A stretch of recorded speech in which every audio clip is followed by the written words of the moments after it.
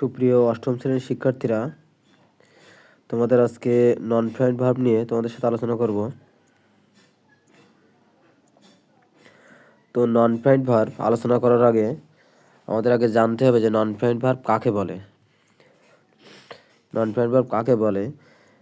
যে ভার্ব দ্বারা বাক্যের কাজ সরাসরি সম্পন্ন হয় না তাকে নন ফ্লুয়েন্ট ভার্ব বলে। ঠিক আছে? তো আমরা এখানে নন ফ্লুয়েন্ট ভার্ব অনেকগুলো জানি, কিন্তু এইখানে আমরা মাত্র দুইটা নিয়ে কাজ করব। একটা হচ্ছে টু প্লাস ভার্ব অন, আর একটা হচ্ছে ভার্বের আইএনজি। এই দুইটা নিয়ে কাজ করব। তো এখানে আমরা দেখো যে প্রিপোজিশনের পরে ভার্বের আইএনজি হয়। যে কোনো প্রিপোজিশনের পরে ভার্বের আইএনজি হয়। প্রিপোজিশন কি কি হতে পারে? ইন, অফ, তারপরে ফর, তারপরে ইনটু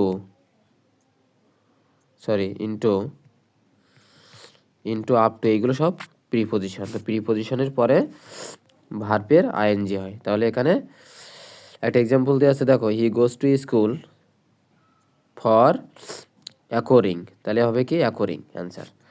এখানে খেয়াল করো যে with a view to look forward to, get use to এর পরে ভার্বের আইএনজি হয়।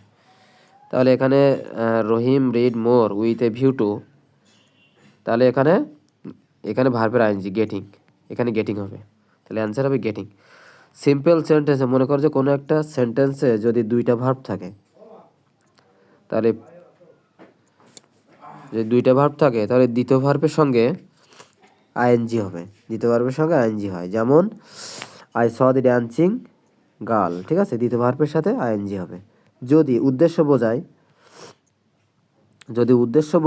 তাহলে টু প্লাস ভার্ব হবে। যদি উদ্দেশ্য বোঝায় তাহলে টু প্লাস ভার্ব হবে, আর যদি উদ্দেশ্য না বোঝায় তাহলে ভার্বের আইএনজি। বোঝা গেল ব্যাপারটা?